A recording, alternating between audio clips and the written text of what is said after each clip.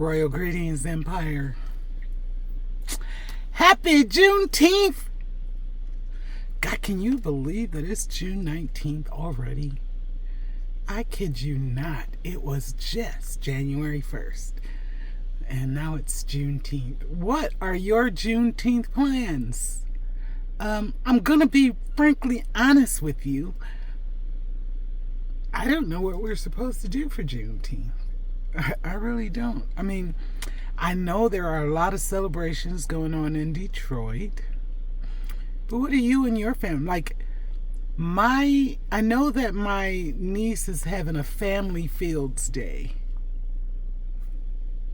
You know, it's a little cold out here to me. I don't know that anybody's really doing anything, and I live in MAGA territory. I'm not gonna lie, I live in MAGA territory, so you know they not doing nothing around here. I literally just busted up in some businesses and said, Happy Juneteenth!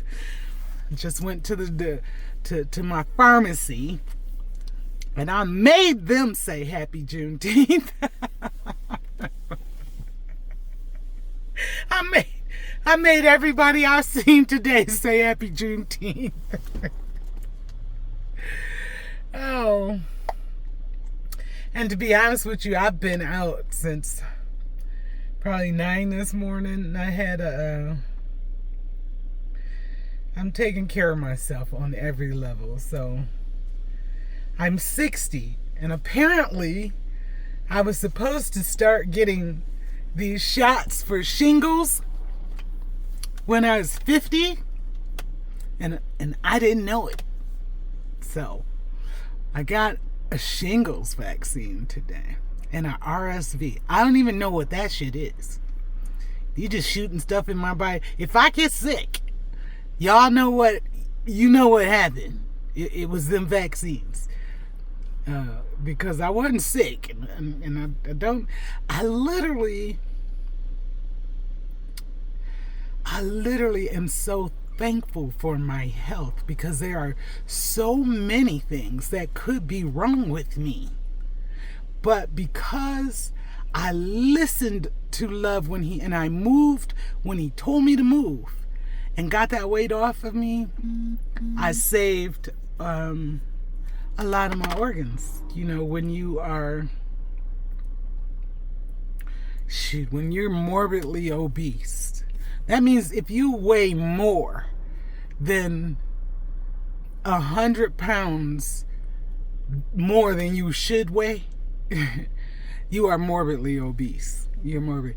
Now, I weighed 400 pounds more than I should have weighed. So I don't even know what you call that. Monstrosely obese. I was fat as fuck. That's what I was. And I ain't ashamed to say it. And I dealt with the pain in every one of those pounds. It was a war. A literal war to get it off. Y'all think just because somebody has surgery. First of all, even though my surgery did not go as well as they thought it was going to go, because it didn't happen how it normally happens. Like, normally you have the surgery and you lose. I did lose about 80 pounds really quick. I lost about 80 pounds really, really quick. Then we got into the car accident. Once I got into that car accident, everything slowed down. Everything slowed down. Like, I didn't even lose any more weight for a while. Then I dropped 100 pounds. And so that equals like 180 pounds. So when I got to there, I think I had surgery in 2011, and I think I was down 200 in like 2014. It took me 3 years to get just 200 off, and that was because of that stress. I mean, there's a lot of eating is not the only reason why you're fat. There's a lot of things that can happen to you that will slow down your metabolism, where you can't lose weight even if you're trying to lose weight. you know, and one of them is stress. Stress holds things in your body.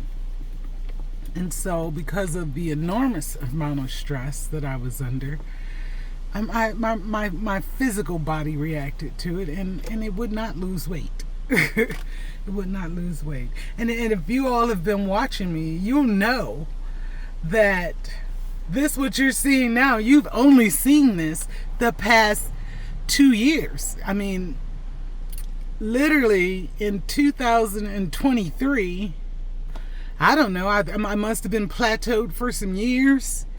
And 2023, I'll tell you what happened. 2024, that's when it was, 24. I stopped drinking. See, that was one of the things that slowed my progress, because I went through the car accident, and one of the ways I coped with it was drinking. I drank a lot of wine.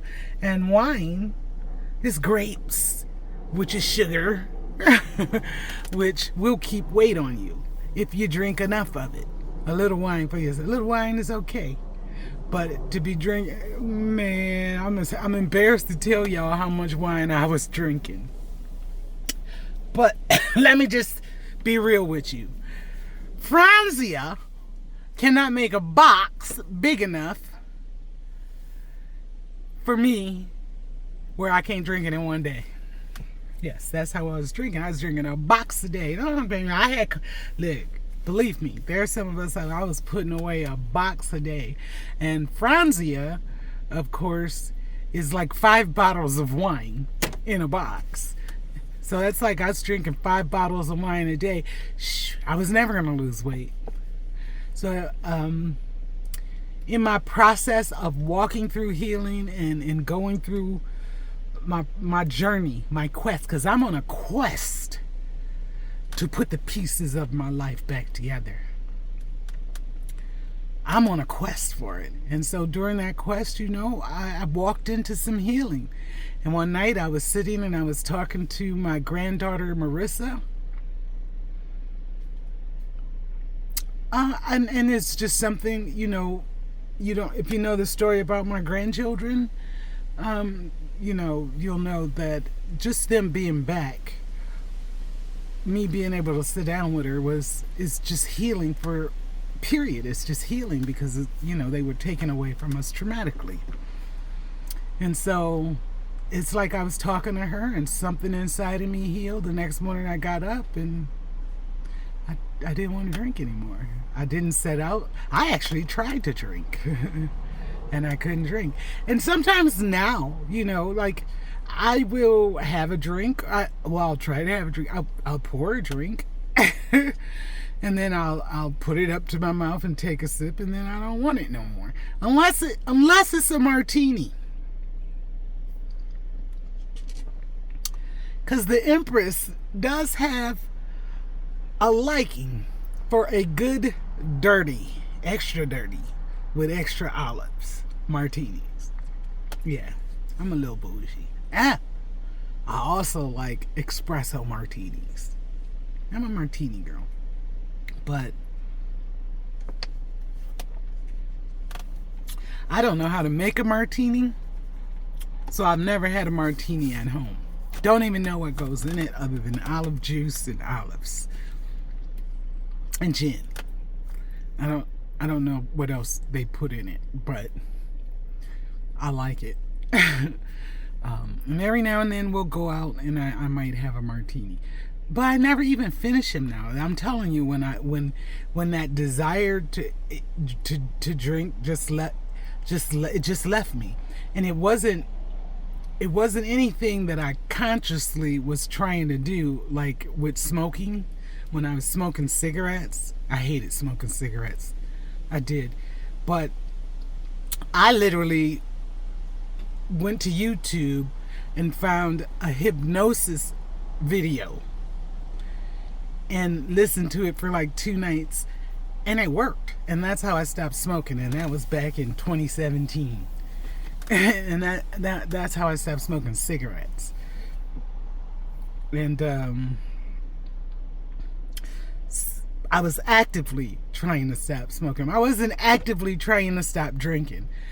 Basically, because everybody around me drinks. Everybody around me, they drink.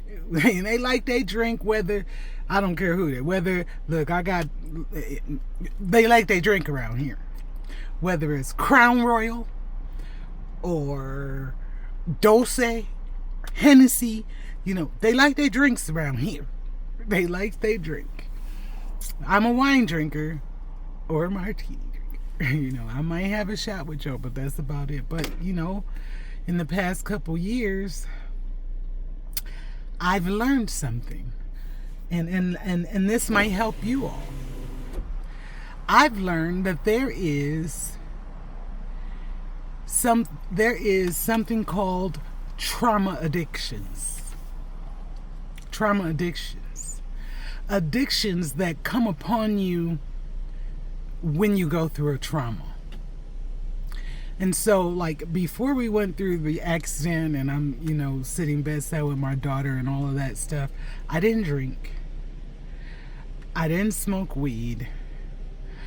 I might have smoked cigarettes, but I guarantee you, I did smoke cigarettes. And I can tell you, I smoked like maybe 5 cigarettes a day. I never finished a pack. I would always give my pack away because, I'm only going to keep a pack for 2 days because they started to go stale. And so I'm always giving my packs of cigarettes. I was always giving my packs of cigarettes away to somebody else that smoked. But once we got into this accident, it was like my addictions on every level I was drowning, and I was reaching for anything that I could to kind of soothe the chaos I was in.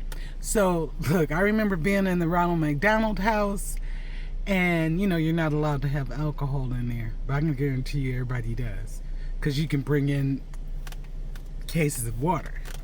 And I used to bring in a case of water, and there wasn't no water in that case. And there was no water in none of them cases we was bringing in there. We done dumped that water out, filled them bottles up with vodka, and we was there. So all night long, we called ourselves the Insomniacs. All night long, we had a little family in the Ronald McDonald House. We drank to get through. We drank. Now, they would smoke weed. Some of them would take pills. Now, here's the thing. When we got into this accident, they gave me a lot of pills. Xanax, Ambien, what are those, high-powered pain Percocets, all that kind. They gave me all kinds of drugs. I didn't take none of them.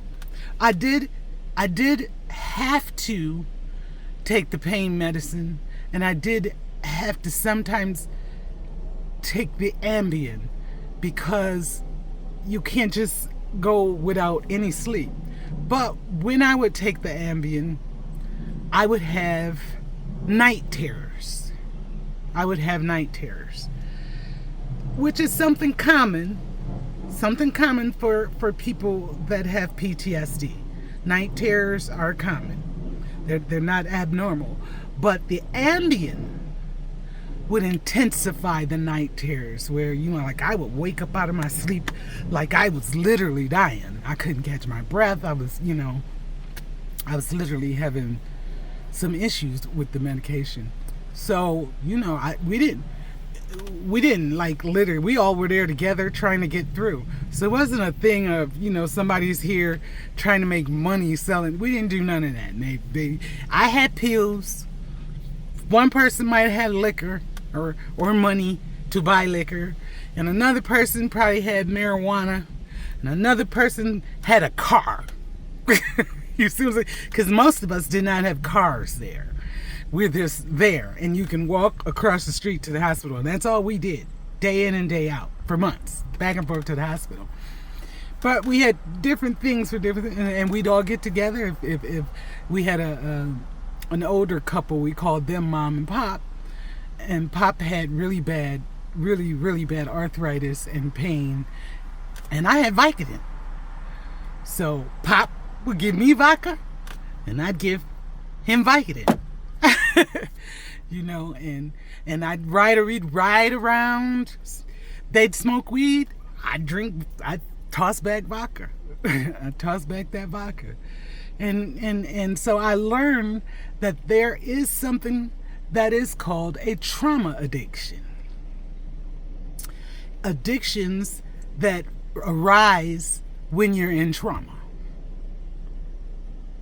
And I learned that day talking to my granddaughter that once the brain feels like it is safe and it heals, a certain part of your brain restructures, the addiction goes away. The addiction goes away because you've gotten to a point in the trauma, in the healing of the trauma, that you no longer need the crutch of the addiction. And the brain does that by itself. It's not something you have control over. It clicks that you don't need it, and then it tells the rest of your body she don't need it no more. So I got up one morning, my brain and everything was in alignment, said she doesn't need that alcohol anymore, and I haven't been dependent on it since. I haven't been dependent on it since, and I have no desire to be dependent on it. And so that's that's a lot to think about when you're in trauma. As some of you are in situations right now where you don't smoke weed, but you're smoking weed out of control. Now I smoke weed. Don't get me wrong. I smoke weed. To me, weed is not. It's an addiction like my insulin to me. I need my insulin. I need my weed. See, now, I didn't want to take the Vicodin. I didn't want to take the Xanax. I didn't want to take the Klonopin. I didn't want to take the Thexer. I didn't want to take all those drugs that they were putting me on, even though I was on them. I was on them for years, doped out of my mind for years. I used the weed to get off all that. And the weed also helps you with the symptoms. Cannabis also helps you with symptoms of PTSD. You get you a nice sativa. It will help you with your clarity. It will help you, say you have ADHD, and sometimes in trauma you develop a slight ADD. You develop that. Cannabis helps you with depression. If you get a sativa, it lifts you up. It's a head high. It lifts you up. It takes the cannabinoids, takes the pressure off of the brain, the cortisone off your frontal lobe. I don't want to get too technical, but I'm going to get technical when we really start dealing with stuff. I'm going to get technical. But, cannabinoids come naturally in your brain. And cannabis ignites them, and they go off. And if you smoke sativa, it lifts your it's a head high. If you are suffering from insomnia or anxiety, you need an indica.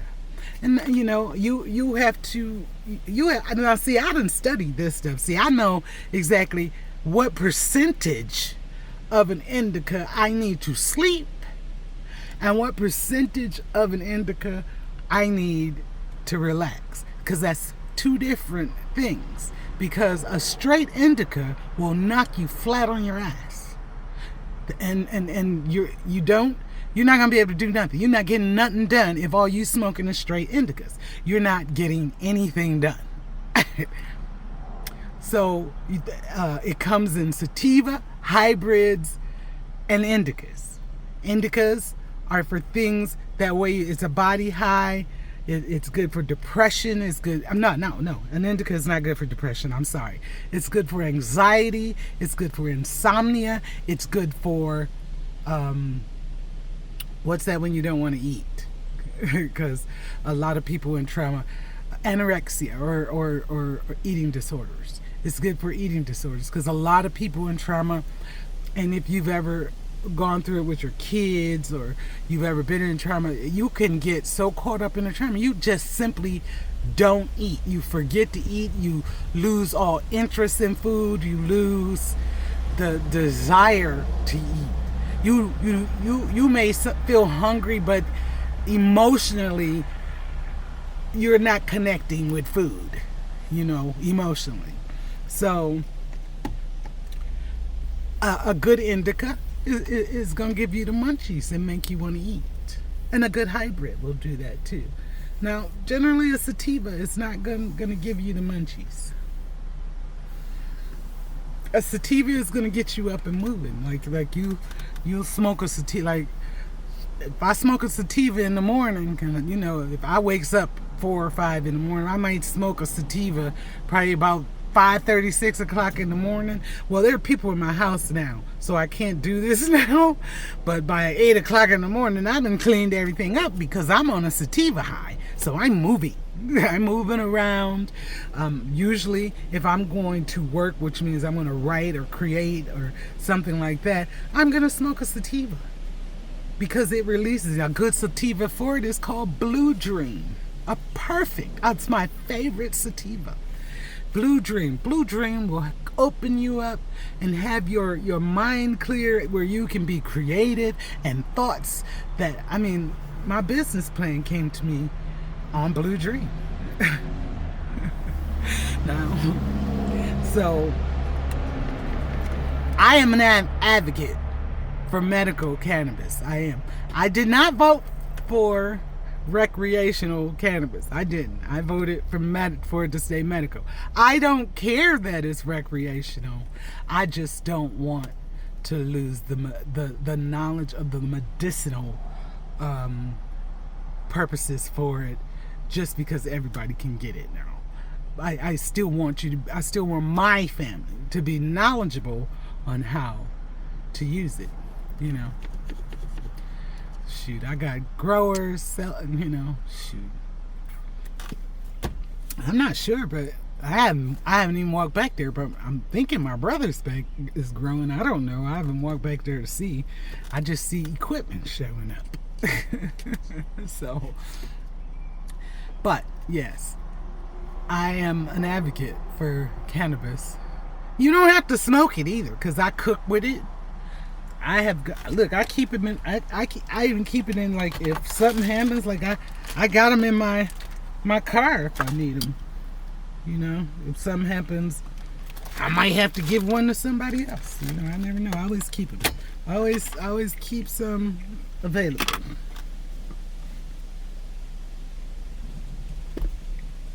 It's my smoothie. My grandson's rolling by. I think I'm going to take them to the Romulus Rec Center. They've been here for like 2 weeks. And they're used to living in a city where they can go outside and play with their friends and everything. And I feel so bad for them because there's no friends around here. Now, my other grandson, Abraham, he went to go spend the night with his friends and everything. So I'm thinking about everybody just getting together and us going to the rec center and hanging out for a little while. Because I don't know, it's chilly out here to me. I know I put this on this morning because I thought I was going to the gym. But then I forgot. I had to go get these shingles shots and to the chiropractor and all that stuff. And so I didn't go. Yet. But I'm on a quest to become my best self. I'm on a quest for that. I'm on a quest. I don't need anybody to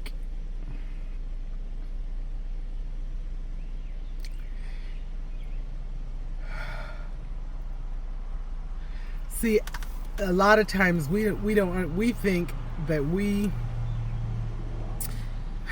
can heal ourselves. You cannot. Your body and your brain has been created to heal itself. So a lot of times when we're not experiencing healing, you have to look at what are you doing. Number one, your brain can't heal if you're not getting no sleep. If you're not getting adequate rest, your brain is not healing, because your brain renews and regenerates and rebuilds as you sleep. He gives to his beloved rest,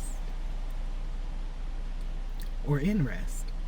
Meaning your brain renews, your body renews, everything renews and regenerates when you sleep. So if you're being deprived of sleep by insomnia, like trauma or something. I mean, I'm gonna be honest with you. I have bad insomnia. I have issues now, even with cannabis, with insomnia. My mind tends not to shut down at night. Well, no, let me not say that. My mind shuts down at 7 o'clock every night. Literally. And I may be asleep by 7:30. 8 o'clock. I may be asleep. But then I'm up at midnight. I'm up at midnight walking the floor, walking through the house, checking on everything. You know, I'm up at midnight. And then I have a problem going back to sleep. Now, I could take the medicine. You know, they've given me, what do I have for sleep? I have gabapentin. I have Klonopin. Both things I can take to sleep. But if you know anything about gabapentin, and if you know anything about Klonopin, they are very, very highly addictive. And gabapentin is used for so many different things, you know, that see, I use it for sleep. And I go to my therapist the other day, and because this was my first initial visit with her, I find out that they use it for depression. I didn't know that I wasn't using it for depression, but it's used for depression. I was using it for sleep, you know. And so but I know gabapentin from, you know, the princess's father was an epileptic, and he took that for seizures with, what is it, Depakote and all that stuff. He had seizures a lot, and he used gabapentin. So it's used for so much that it just made me nervous. So yeah, if you need some, I got some. I'm giving it away. I'm not taking it. I believe. Now, there are people who have a vision for healing the body through holistic measures. And that is where they focus their attention on vitamins and herbs and oils and things like that historically are used for healing before we got all this other kind of medicine, holistic medicines. Now, I believe holistically only I deal with things in the brain.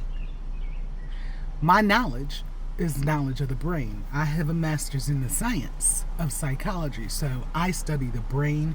I study the effects of things on the brain, how the brain functions, what does depression do in the brain, what does trauma, what happens to the brain in trauma. Like, I study all that stuff. I'm versed on. And so those holistically, when I'm telling you things, like, I'm sitting right now in my car, and if I could show you one of the peaceful things about when I'm sitting in my car, other than the fact that I'm running my gas out right now, is, let me show you this, because the wind is blowing right now. You see how peaceful that is? Holistically, I believe that we are connected with nature. And when we are in trauma or in distress, if we can connect to the vibration that's in nature, it will put us back in alignment. It'll put you back in alignment where you can get through. So when I'm in distress, I sit out here and I let the trees give me counsel. I let the wind blow away all my troubles. If it's raining, I will sit out in the rain and let it wash me. Now, we all scared of the rain right now, but I remember being a kid, we couldn't wait for the rain to start so we could go out and play in the rain. Something about playing in the rain that triggers your brain and resets your brain back to childhood. It gives you a childhood feeling that brings healing.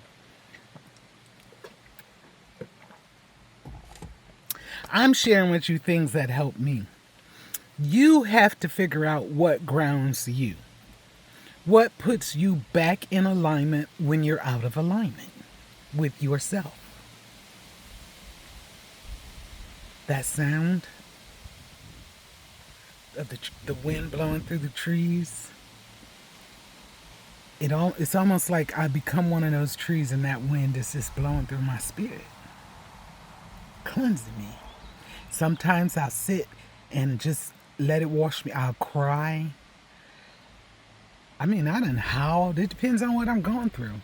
My grandson my grandson Jeremiah is really in tune with these trees out here. Somewhere up in these woods, he has an altar built where when he's in distress, he goes out there in the woods to wherever I don't go in the woods, so I don't know where it is. And sometimes I can hear him hollering.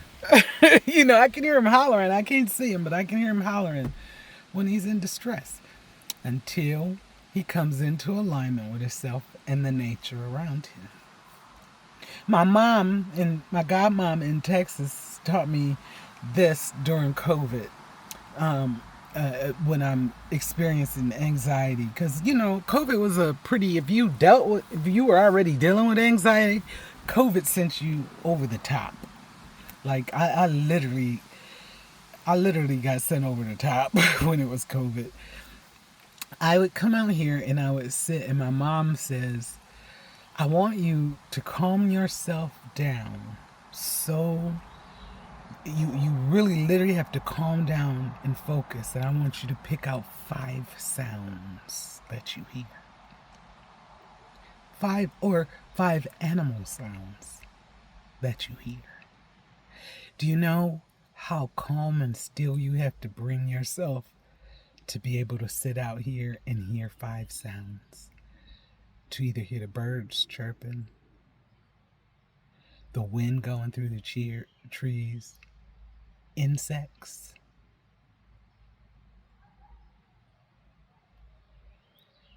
It's very difficult. You'd have to really calm yourself down, really, really, really, really calm, to pick out 5 sounds in nature. She taught me that during COVID, and I've been practicing that since that time. I'm telling you, you got to figure out how to take care of yourself. You do. Now, your brain in a trauma, it will rewire. It can heal. It can heal. But it's not going to heal if you're not doing anything to help it heal. And while we think that we can do it by ourselves, you cannot do it by yourself. Not if you have reached the frequency of trauma called catastrophic. You need help. You don't just need one person's help. You need a whole team of people to help you. It's nothing wrong with needing help. It's something wrong with not getting help when you need help.